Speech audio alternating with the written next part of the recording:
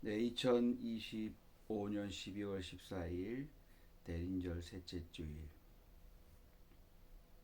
새날교회 주일 공동예배 증언 말씀 나눕니다. 제목은 우리는 무엇을 해야 합니까? 입니다. 누가복음 3장 3절부터 14절까지 말씀을 읽고 증언 말씀 간단히 나누겠습니다. 누가복음 3장 3절에서 14절입니다. 요한은 요단강 주변 온 지역을 찾아가서 죄 사함을 받게 하는 회개의 세례를 선포했다. 그것은 이사야의 예언서에 적혀 있는 대로였다. 광야에서 외치는 이 소리가 있다. 너희는 주님의 길을 예비하고 그 길을 곧게 하라. 모든 골짜기는 메우고 모든 산과 언덕은 평평하게 하고 굽은 것은 곧게 하고 험한 길은 평탄하게 해야 할 것이다. 모든 사람이 하나님의 구원을 보게 될 것이다. 요한은 자기에게 세례를 받으러 나오는 무리에게 말하였다. 독사의 자식들아, 누가 너희에게 닥쳐올 진노를 피하라고 일러 주더냐. 회개에 알맞는 열매를 맺어라. 너희는 속으로 아브라함은 우리의 조상이다 하고 말하지 말아라. 내가 너희에게 말한다. 하나님께서는 이 돌들로도 아브라함의 자손을 만드실 수 있다. 도끼를 이미 나무 뿌리에 갖다 놓으셨다. 그러므로 좋은 열매를 맺지 않는 나무는 다 찍어서 불 속에 던지신다. 무리가 요한에게 물었다. 그러면 우리는 무엇을 해야 합니까? 요한이 그들에게 대답하였다. 속옷을 2벌 가진 사람은 없는 사람에게 나누어 주고 먹을 것을 가진 사람은 그렇게 하여라. 세리들도 세례를 받으러 와서 그에게 물었다. 선생님, 우리는 무엇을 해야 하겠습니까? 요한은 그들에게 대답하였다.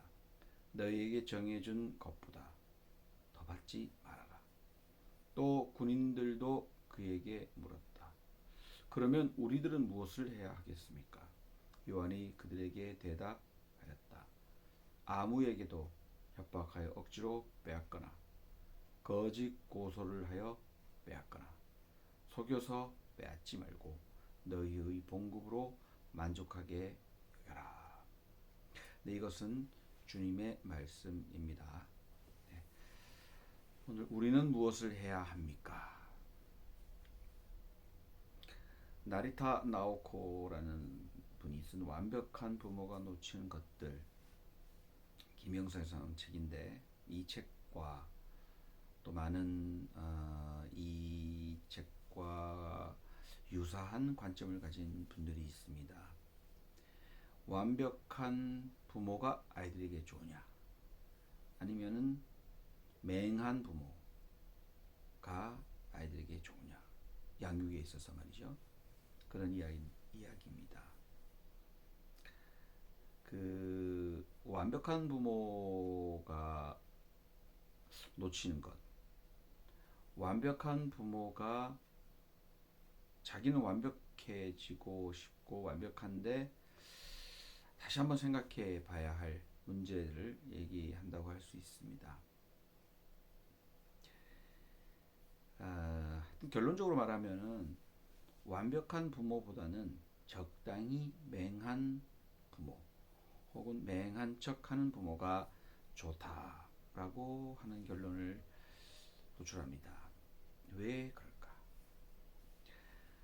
완벽한 부모, 완벽을 추구하는 부모는 정답을 말하고 가르치려고 합니다.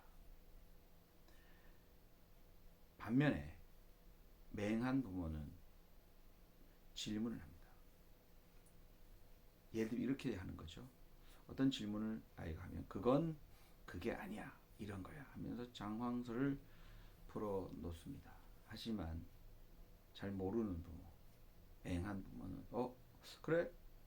잘 모르겠는데 그건 왜 그렇게 됐을까? 라고 하면서 거꾸로 역 질문을 던져서 생각하게 하고, 그리고 자기가 답을 찾게, 스스로 답을 찾게 유도한다는 것이죠. 그런 의미에서 질문은 상당히 중요한 것 같습니다. 무엇을 묻느냐에 따라서 답이 완전히 달라지는 거죠. 챗 GPT도 그렇고 AI 시대, 우리가 앞으로 닥칠 미래가 그런 거죠. 답은 여러 갈래로 해석할 수 있는데 질문에 따라 그 답이 정확하냐, 유효하냐, 뭐 필요한 답이냐 이렇게 갈라질 수 있다는 것이죠. 제가 오늘 이 말씀을 드리는 이유는 누가복음 3장의 말씀은 요단강에서 세례 요한이 회개해라, 하느님 나라가 가까웠다, 독사의 자식들아, 닥쳐올 진노 피할 수 있겠냐 너희들, 뭐 이렇게 굉장히 강력한 회개 또 회심 촉구하는 그런 장면입니다. 사람들이 듣고 있다가 뭐 그럴듯하다 여겼겠죠. 그래서 질문을 합니다. 이게 더 중요한 질문입니다.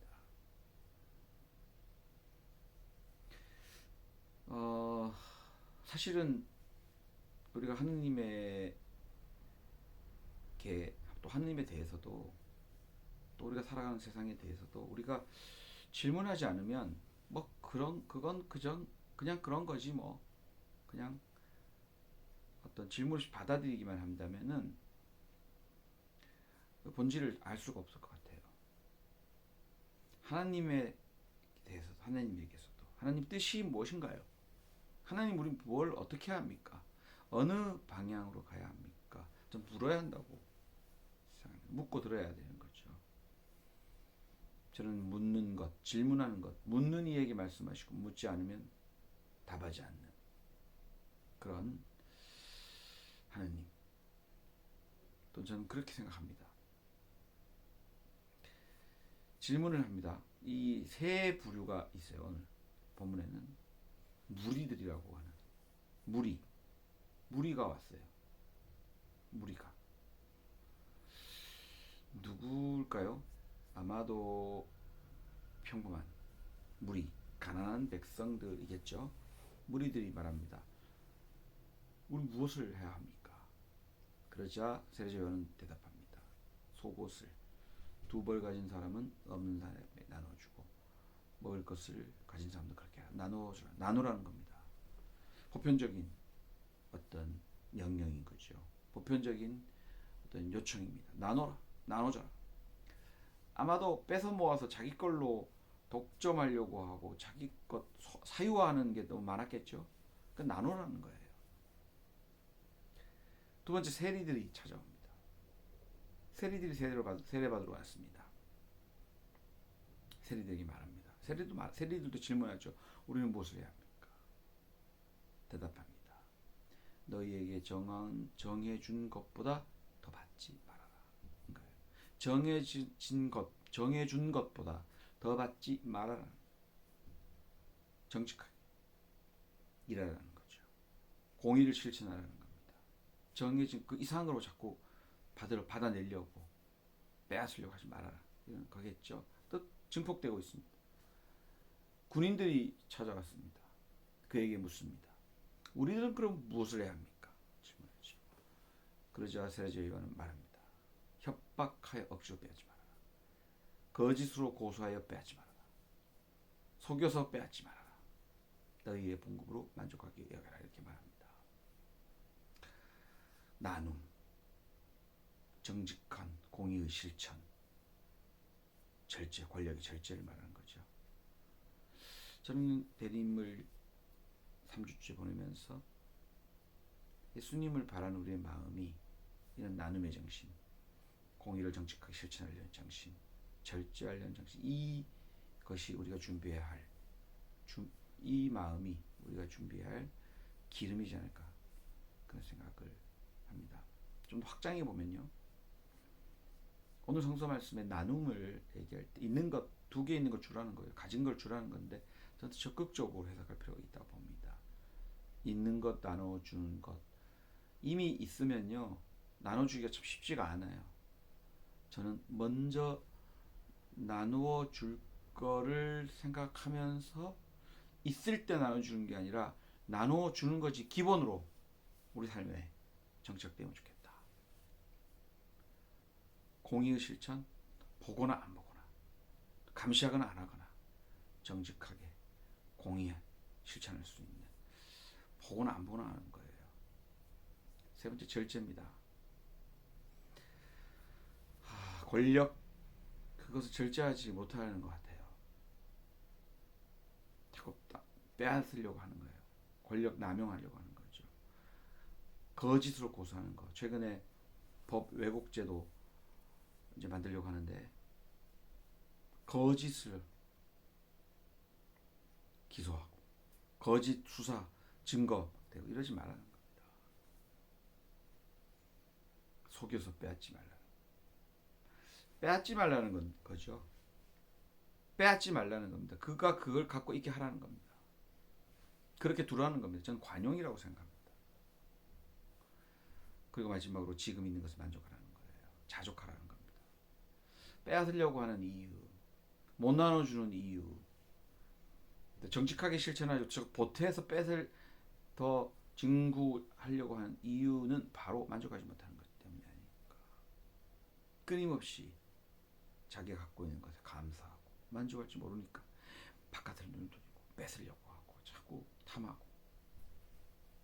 저는 오늘 3주를 맞은 대림절, 주님을 기다리는 3주차 질문할 수 있으면 좋겠습니다. 우리가 무엇을 해야 하는지. 두 번째로 정말 있는 것에 만족하면서 나누고 공의롭게 정직하게 실천하고 절제할 수 있는 그런 저와 여러분 될 수 있기를 주님의 이름으로 간절히 축복합니다. 대림절 잘 보내시고 성탄절들 맞이하시길 바랍니다. 감사합니다.